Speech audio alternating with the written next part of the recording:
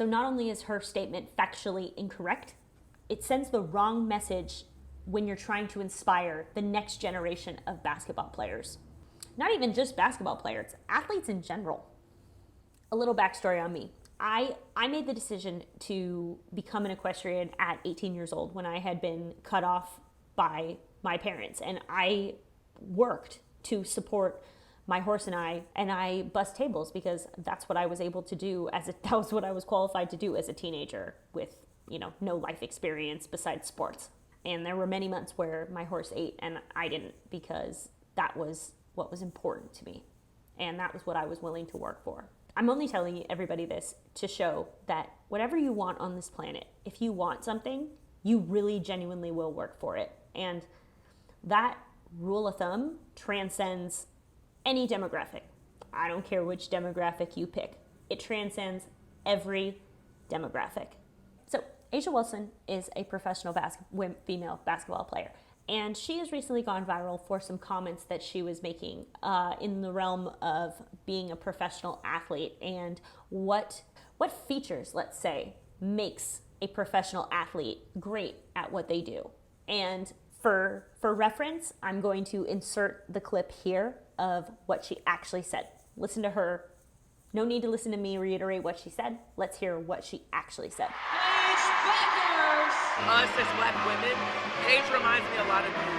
Like, you say you're not really about me. And she knows how her privilege has gotten her to that point. And also, like, she's good at basketball, obviously.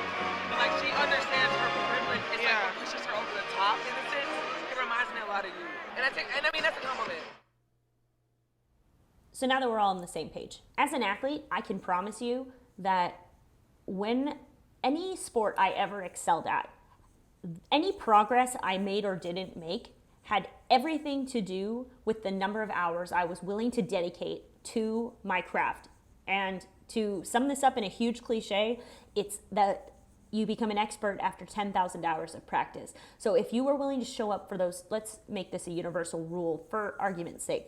If everybody showed up for those 10,000 hours, then everybody would be on an equal playing field. Now, there's going to be people who do show up for that 10,000 hours. There's going to be people who try to show up for 5,000 hours and pretend like they did 10,000 hours. And what's abundantly clear about all of the folks that consistently show up for their 10,000 hours to truly become an expert at what they do, to be the best at anything, you need an exceptional work ethic. And anybody who is the best at anything also respects work ethic in others because they know the type of discipline that it takes to be exceptional.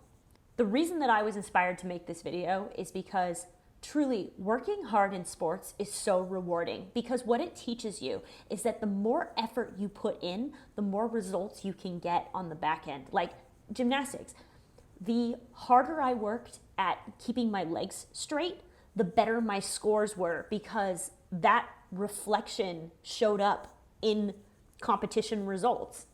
That's what sports teaches you. Sports teaches you that if you're willing to work towards something and be completely focused on whatever the goal is at hand, then you will see the reward. Now, if you don't work on it correctly, if you're not working on it with the right person, there are always going to be circumstances where the work doesn't match the reward. However, that just means that you haven't figured out the proper way to accomplish your goal. But if you're focused and you're spending the time, there's no way that you're not improving at least a little bit.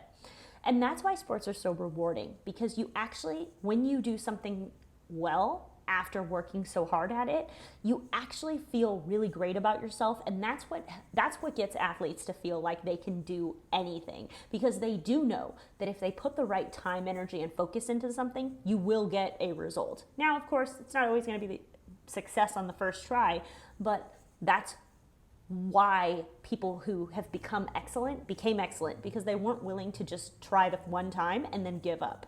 And to be honest with you, there is no better training course for character building than having an athlete overcome some kind of adversity. Anybody who is elite in what they do all have one thing in common. Who they are when no one is looking is the exact same as the person when the spotlight is on them. And it's a cliche, but it's a cliche for a reason, because you will be awarded in public for what you practice in private. And amazing athletes are privileged to practice their craft day in and day out, regardless of how they feel about it or if something on social media upset them that day. To drive this point home, I do want to listen to a clip from Kobe Bryant, because after we've listened to the first clip compared to this second clip, both talking about the same realm of how and why someone is great at what they do. On one hand, someone is being told they're great at what they do for demographic reasons. On the other hand, someone is telling you that they are great at what they do because they work at it every single day. And that's why sports are the great equalizer. If you're willing to put in the work, you will get the results. So let's watch this Kobe Bryant clip to see this stark contrast we got going on, especially in the basketball world. You know, if we want to get to that elite level, we really have to put in the work day in and day out. With that, but I've worked extremely hard this summer to be able to play at a high level, regardless of the minute, right? If it's 30, if it's 48, I'm prepared to do whatever's necessary, and that's my job to do so. My parents were great. You know, growing up, you know, they instilled in me the importance of imagination, of curiosity, and understanding that, okay, if you want to accomplish something, I'm not just going to sit here and say, yes, you can do whatever you want. Yes, you can, but you have to also put in the work to get there, right? So they taught me that at a really early age, man. And when you grow up as a kid thinking that the world is your oyster and all things are possible if you put in the work to do it, you know, you grow up having that fundamental belief. Sports are a world where adults tell children that if they work hard enough, they will be great, and then they can achieve any dream that they think is possible. Results in sports specifically are based on whether or not you show up and show out every time that you show up for whatever practice of whatever sport you do. The problem with Asia right now is that the world is watching, and not the basketball world, the world at large. And the rest of us don't actually care about basketball, but some of us are athletes. Some of us are athletes that get kicked by 2,000-pound animals, and the reality is that what you're spewing online is fundamentally unsafe for children to hear, because it teaches them that no matter how hard they work, they'll never get to where they want to go. When in reality, sports is the exact opposite of that. If you work really hard, if you put in the time, dedication, and energy to the sport that you want to be successful at, then you will. And it's very irresponsible for somebody with any platform to say anything other than that, especially when who is looking up to you is children. So not only is her statement factually incorrect, it sends the wrong message when you're trying to inspire the next generation of basketball players. Not even just basketball players, athletes in general. So I would like to say thank you to the WNBA, because you have given me a brand new inspiration, because while I am first and foremost an athlete, second of all, I am a business consultant and I have a marketing degree. So I am going to be doing a deep dive on my other channel, which I'll link over here, on marketing, business marketing, and how the WNBA has been such a fabulous example of what not to do at every turn. And I think that part of this is because most people don't understand what marketing actually is. And I think that through learning based on what the WNBA is doing right now, I think that we could all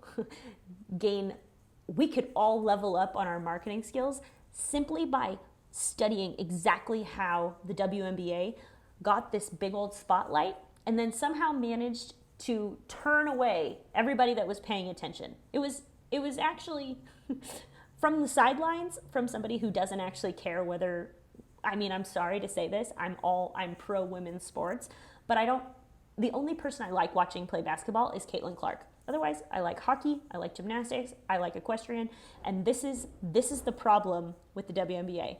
They had an opportunity to get people to pay attention to them that normally weren't paying attention to basketball at all, but they somehow managed to completely squander this opportunity. So now, like I said, they are a shining example of what not to do. So now I'm going to take this opportunity that they have presented me, and I am going to do a deep dive study into why the WNBA is the perfect example of what not to do with marketing. So if you want to hear why the WNBA flagged my Twitter account, then watch this video. Might be here, might be there. It's going to be somewhere in this area. To be continued.